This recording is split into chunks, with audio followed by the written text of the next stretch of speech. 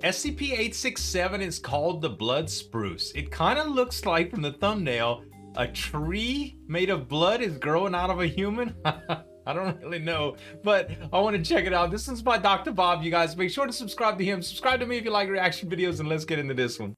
What was that? The man and woman's hike through a gently rolling portion of the Rocky Mountains has just taken a turn for the dangerous. There's something there in the bush, the man tells her before stepping in front of her in a wild defensive animal? pose. They watch the bush intently. There's a slight rustling of the leaves as if something is inside. The man picks up a stick from the ground like and holds it in front of him, ready to strike whatever fearsome beast is lurking in the underbrush. But it's an SCP, The rustling stops, but the man doesn't move from his protective stance. Do you think it's gone? You should run. Asks. The man isn't sure. Just he run. leans in towards the bush, searching for signs of what might be hiding inside when... The man screams and falls backwards as the creature emerges from the bush. What was it? Aw, the woman cries. It's a pika. She kneels down to get a closer look at the adorable little creature. Pikas are native to this part of Colorado, and they resemble rabbits, but with small, rounded ears. She watches it hop back off the trail before turning around to see her friend lying tangled in the branches of a tree. She can't help but laugh as she offers a hand to help pull him out of his predicament. Are you all right? She asks between fits of laughter. Yes, he's fine. The only thing hurt was his pride. He notices a small red spot on his arm and rubs it, but it doesn't seem to hurt at all. His attention is diverted by the woman, though, who is marveling at the tree he was just stuck in. Free of the branches, he can appreciate now that the tree really is incredible. It looks like a huge blue spruce, but the name is a complete misnomer, because this tree is a vibrant red color. I've never seen anything like it, she says, and the man hasn't either. Neither knows what species it is, and, strangely, there don't seem to be any others like it. Maybe this is the result of an odd genetic defect that turns blue spruces red. Because it gave you a little spot on your arm that's going to happen. The pair decides that they've hiked far enough, and that they should probably head back to the car. She jokes that he's likely exhausted from his run-in with a wild animal, and he laughs, but clearly his ego has been bruised. Skulls! The man stops his car in front of the woman's house, and she thanks him for taking her on the hike. As she starts to get out, though, he stops her. He asks if she wants to go do something else, like dinner? Yeah. The woman thanks him for his offer, but she has to be up early the next day for work. Just a quick drink then? An hour? 30 minutes?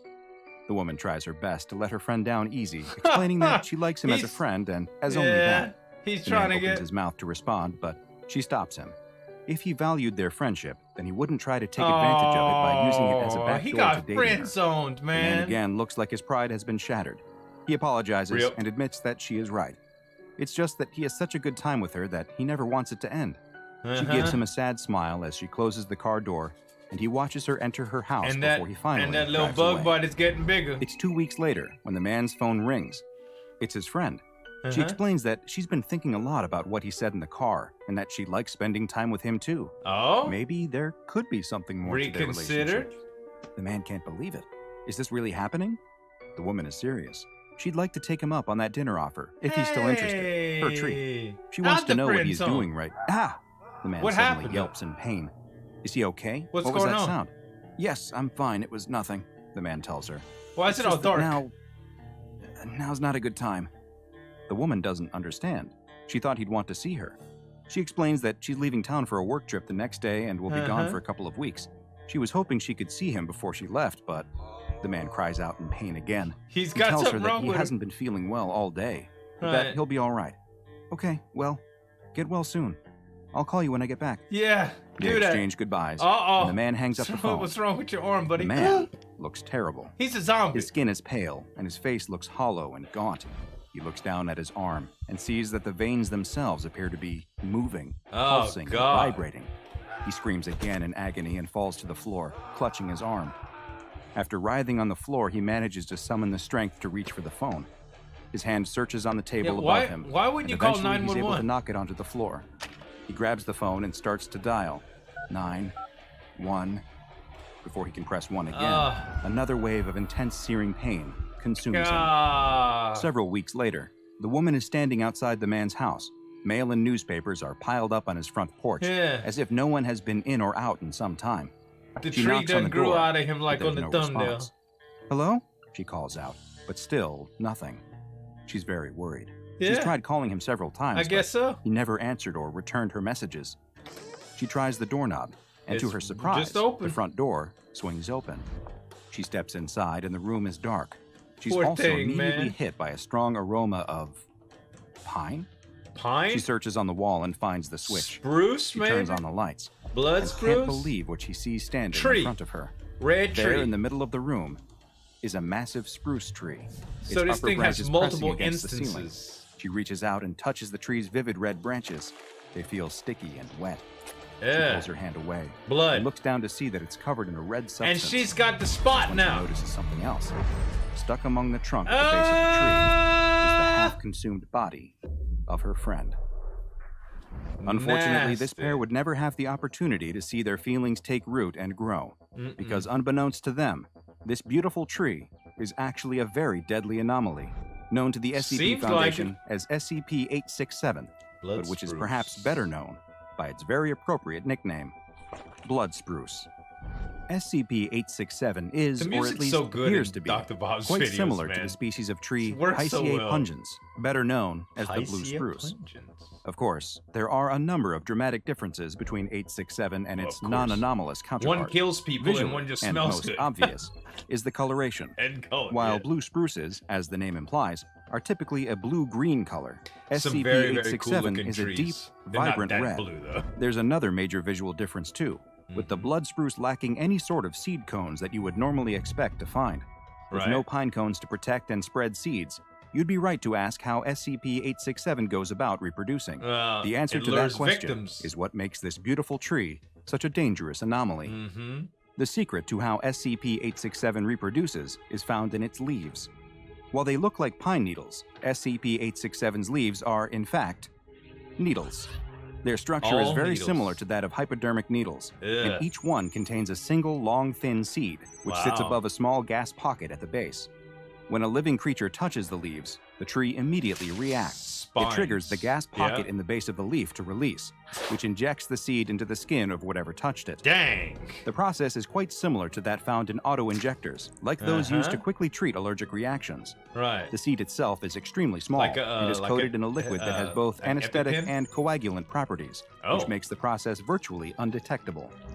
Once implanted in the skin, these seeds can lay dormant for up to 2 weeks before they begin the germination process, and the true horror of SCP-867 basically just the way a plant works, Once the seeds begin to sprout and grow, they will not seek to penetrate through the skin like a plant rising out of the soil.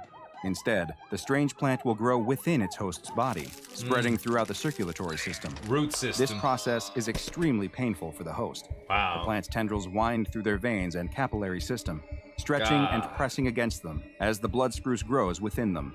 Eventually, the ever-increasing size of the plant's tendrils becomes too much, and the veins will begin to rupture. This leads to severe internal bleeding, and soon after, the death of the host. The entire process is quite quick, with it only taking 24 hours from when the seeds first sprout to the host dying.